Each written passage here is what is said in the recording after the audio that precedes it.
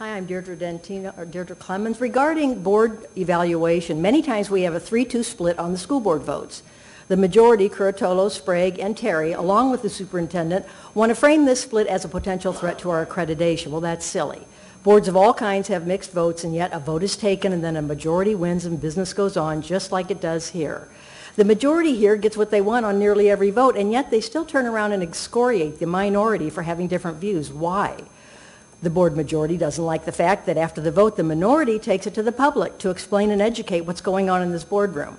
I, for one, want to thank them for doing that. Thank you, Ms. Donalds, and thank you, Ms. Lichter, for educating us on the issue, fighting for our kids what is right, and doing what we elected you to do. You know, historically, parents created schools and school boards to carry out our wishes for the education of our children. You are elected to serve families with children. So although we taxpayers finance the system, families are the primary customer. And this board's first duty and responsibility is to serve the families of this county. You work for us. The problem lies in the makeup of this board. You will notice the minority members on this board are moms with kids in Collier County Public Schools, the very customer this board was created to serve.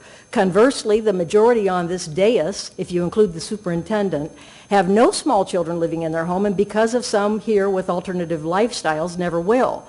Now, this is not a denigration of lifestyles, it's just an observation. We must ask ourselves, who is best equipped to make decisions for families with children, other parents of small children, or people who have no kids at home and those who will never will have kids at home, and therefore truly cannot understand what we want for our kids?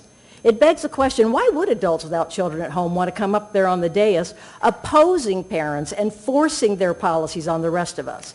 The majority do not reflect the people they are supposed to serve. So, when it comes to differences, why aren't the opinions and wishes of board members with kids given special consideration? They definitely know what's best for children, and they truly represent us parents, your customers.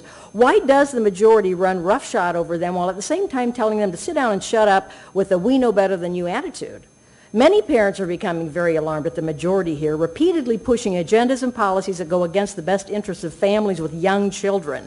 Families are why you're up there, and you are pushing us aside. The real problem of this board is that we need more young parents on the dais.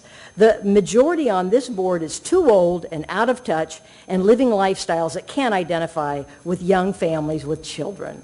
Thank you. Thank you so much, Mrs. Clemens.